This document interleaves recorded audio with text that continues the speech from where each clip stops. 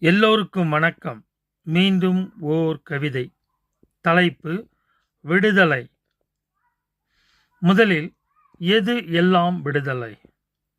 ஒருவர் அடையும் வெற்றி தோல்வியில் விடுதலை உள்ளதா? காலில் முள் தைத்த பின் காலணி உருவாக்கப்பட்டது. அப்படியானால் விடுதலை அதில் உள்ளதா?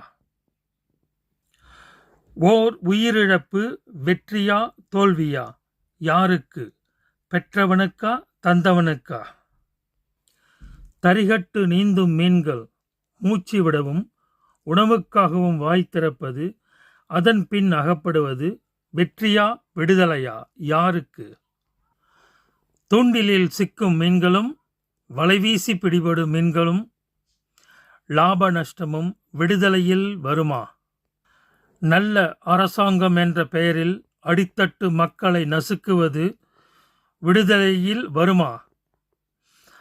படித்த இளைஞர்கள் இரு பாலினமும் வேலைக்கு அலைந்து சோர்ந்து இருக்கும் பொழுது எந்த வட்டத்துக்குள் வருவார்கள்? சுற்றும் பூமி நின்றால் இழப்பா விடுதலையா? காதலன் காதலி அன்பை பரிமாறுவது விடுதலையில் வருமா? பாலை எடுத்து அருந்த தெரியா குழந்தை அழுவது விடுதலையா வேட்கையா? பயம், கோபம், அழுகை, சிரிப்பு இயற்கையா விடுதலையா? காற்றில் காகிதம் பறக்கிறது, அதே காற்றில் உலோகப் பறவையும் மிதக்கிறது. வெற்றியா விடுதலையா?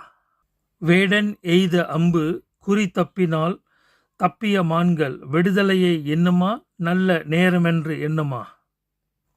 வந்து சென்ற கோவிட்-19 எத்தனையோ உயிர்களை பருகிச் சென்றது. இது எந்த வட்டத்தில் அடங்கும்? மணக்கா காகிதம் கிடைக்குமென்று நம்பி ஓடிய எத்தனையோ இனங்கள் இன்னும் வழி தெரியாமல் விழித்து கொண்டு நிற்கிறது.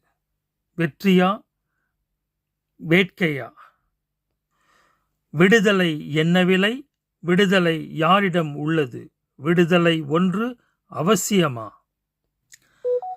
சந்நிதானத்தில் நின்று இருக்கை கூப்பி வணங்கும் பொழுது அதனால் கிடைக்கும் நிம்மதி விடுதலையில் பயணிக்குமா? இந்த விடுதலை சம்பந்தப்பட்ட என்னுடைய ஆய்வு, இதை மற்றவர்களுக்கு சமர்ப்பிக்கிறேன். அவரவர் கருத்து வரவேற்கத்தக்கது. இது என்னுடைய ஆய்வு. என்றும் அன்புடன் வீரரஞ்சன்.